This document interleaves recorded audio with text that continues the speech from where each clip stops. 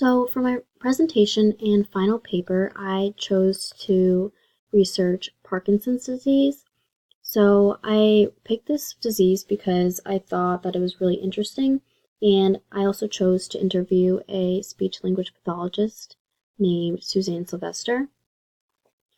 Suzanne talked a lot about the neurocognitive diseases and disorders that she sees in her patients every day. And specifically, she had touched upon Parkinson's disease. So during the interview, she focused a lot about the different symptoms of Parkinson's disease and what an individual may look like who has Parkinson's disease. On top of that, she talked about the different treatments that there are and specifically the treatments that she uses on her patients to help slow the progression of the disorder. So, like I just had mentioned, I decided to interview Suzanne Sylvester. I actually shadowed with her a couple years ago for my internship freshman year, and that was really interesting as well. So, Suzanne is the owner of Scarborough Neurodevelopment Center, and just for a little bit of background, that's a facility that offers services involved in neurological development and rehabilitation. Specifically, they provide speech and occupational therapy services. In terms of Suzanne's credentials, she has a Bachelor of Science degree in neuroscience, a Master's in Science and Communicative Disorders, and then she also has 18 years of experience as a medical speech-language pathologist. She has a specialty credential in treatment of stuttering and fluency disorders, and then she has specific certifications in different therapies such as interactive metronome, which is known as IM, vital stim, and alpha stim. She really emphasized interactive metronome and alpha stim as treatments for individuals with Parkinson's disease. IM is a therapeutic modality that helps with cognition and motor skills, so that's really important with patients that have Parkinson's disease. She also talked about how alpha stim is really beneficial to these individuals because it is cranial electrical stimulation, and it's used for treatment of individuals who have anxiety, and oftentimes individuals that have Parkinson's disease often develop anxiety throughout the course of the disorder. And then lastly, she has a certification in vital stim, which is a neuromuscular electrical stimulation treatment, and that's used for swallowing.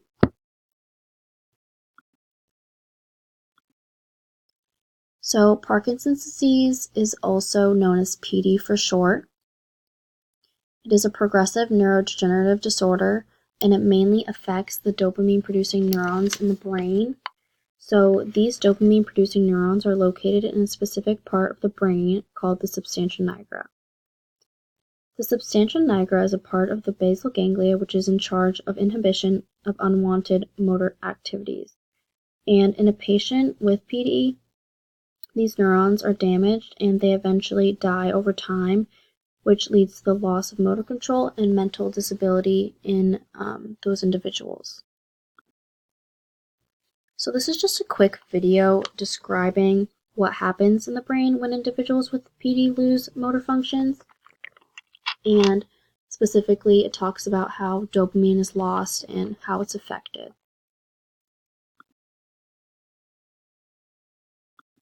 When a person intends to make a movement, this inhibition is removed by the action of dopamine. As dopaminergic neurons are progressively lost in PD patients, low levels of dopamine make it harder to initiate voluntary movements.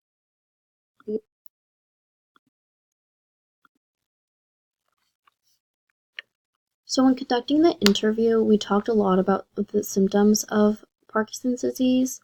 So Suzanne had said that symptoms develop slowly over time. It is a progressive disease, so the progression of the symptoms differ from person to person, she had mentioned, and because of how diverse the disorder actually is. She also noted that individuals with PD usually won't actually present with symptoms until later in the course of the disease, and this is due to the fact that a lot of the neurons at this time have been impaired and have died off. So that's why an individual usually won't present with symptoms until later on. Some common symptoms that she outlined and that she oftentimes sees in her patients herself include tremor, which are usually in the hands, limb rigidity, bradykinesia, which is slow movement, and then problems with walking and balance, as well as dysphagia, which has to do with difficulty with speech.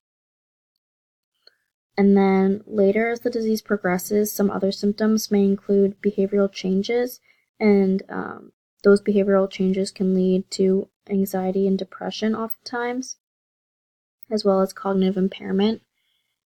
The picture on the right is just some more symptoms of Parkinson's disease and some common things that happen to the body during the disorder. This is a diagram of what an individual may look like that has Parkinson's disease. On the left, it's a female individual, and then on the right, it's a male individual. So, like I said, it's just showing what someone may look like, as well as the common symptoms that they may experience while having the disorder.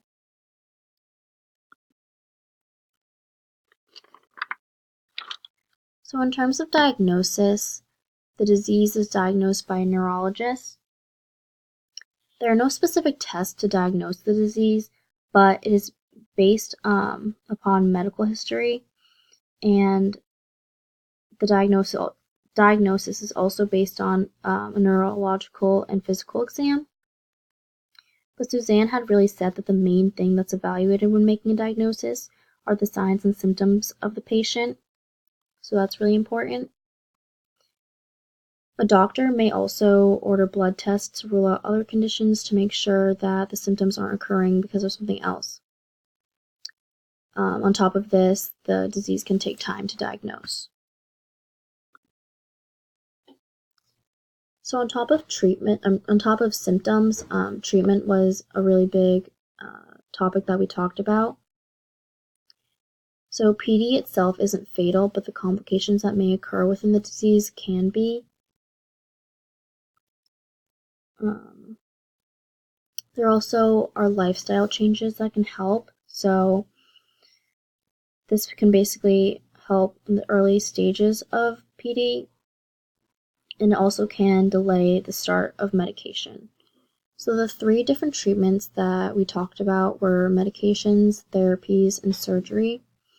Medications basically target the increase of dopamine in the brain, and that helps with motor function. There are also different therapies and surgeries that can be done that basically help with the symptoms and so the progression of the disease, but nothing can really cure Parkinson's disease itself. Specifically, different therapies that she uses on her patients that have PD include interactive metronome and alpha stim, like I had said earlier. Interactive metronome helps specifically with the cognition and motor skills of the brain, while alpha stim is cranial electrical stimulation, which helps with anxiety. And like I had said, it's important for individuals with PD because they oftentimes develop anxiety. Surgery is also an option, and it's basically just to help treat the symptoms and not necessarily cure the disease itself. I also thought that it was really important to note that you can still have a good quality of life living with PD as long as you work with your doctor and their recommended therapies and interventions that they suggest. So those are my references, and that's the end of the presentation. Thank you.